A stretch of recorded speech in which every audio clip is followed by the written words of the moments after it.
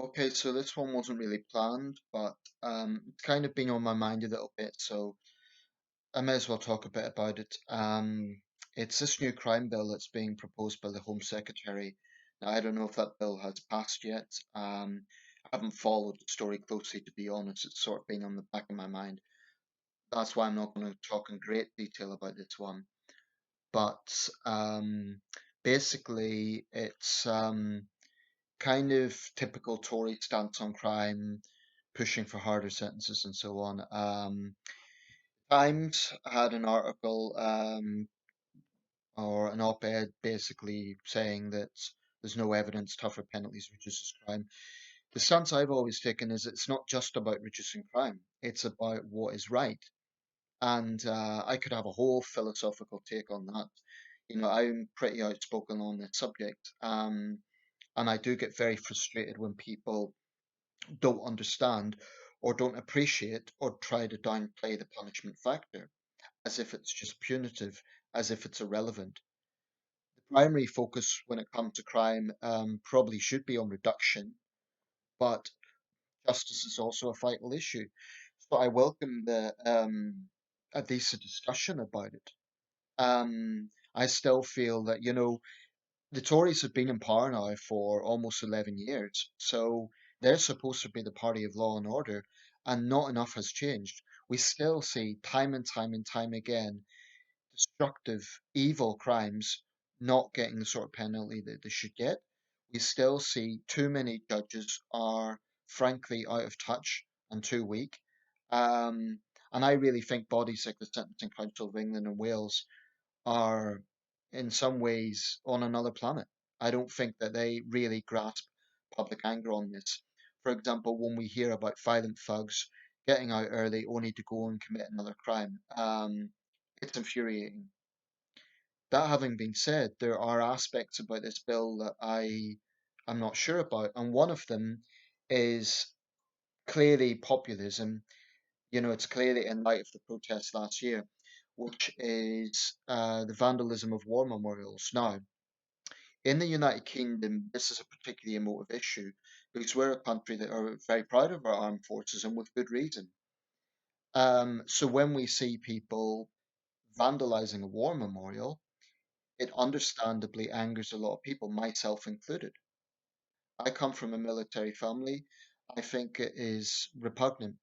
I think actually it's repugnant to desecrate any sort of grave or any memorial in that sense, but particularly a war memorial because these are made to honor people who laid down their lives literally for this country. And you might disagree with the particular conflict in question. Target ordinary soldiers, sailors, and airmen in that way is, and nurses for that matter, is to me repugnant. But the proposal in the bill is that the penalty for this will be 10 years, a custodial sentence of 10 years, or up to 10 years. Now, I'm going to say right now, I think that is excessive. And this is why. The current existing legislation, violent assault, I've just read in one of the tabloids about a violent thug who bit a man's ear off in a nightclub. He got 3 years.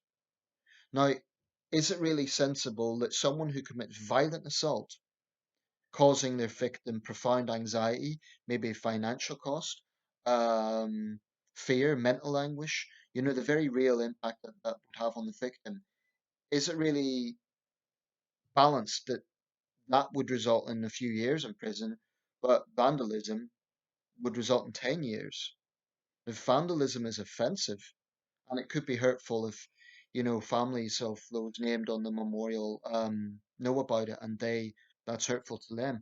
But I'm not convinced that vandalism should be a tougher penalty than violent assault. It should be the other way around. So I think an appropriate penalty for vandalizing a war memorial, by the way, I strongly disagree with those who say it's just granite, it doesn't mean anything. Actually, it does, particularly if you have specific names up there. I mean, I know here in Sunderland, our war memorial um, has, specific names, and it has In fact, my dad was involved in the building of it. It's the main memorial for World War I and World War II, but also kind of panels around the side of it depicting other conflicts that we haven't been involved in and lost personnel in. And I know that, for example, in Iraq and Afghanistan alone, about six Sunderland soldiers lost their lives. So, this isn't just some archaic thing. There's people who lost loved ones, including in recent years. So I totally get the anger over it, but I think an appropriate approach would be make them pay for the damage. If they can't afford it, then there's other methods. I definitely think forcing them to do some sort of education course, like finding out about the sacrifices personnel have made, and maybe a public apology, or at least apologizing to the families, and definitely some sort of community service or lighter custodial sentence. There should definitely be consequences. I wouldn't give them a tap on the wrist. There should be tough consequences. I don't believe that vandalism is as serious a crime as violent assault. I just don't. And I'd be interested to hear people's perspectives. I don't think it's in the same category. I think it's offensive. I think it's in very bad taste, and I think there should be punishment for it. But I don't think the punishment should be 10 years. That's a long time, you know. And in my opinion, it is too long for that crime. I think 10 years should be the penalty for common assault, like violent assault, where someone's life has been impacted. That's more fitting, not for vandalism. Let me know your thoughts.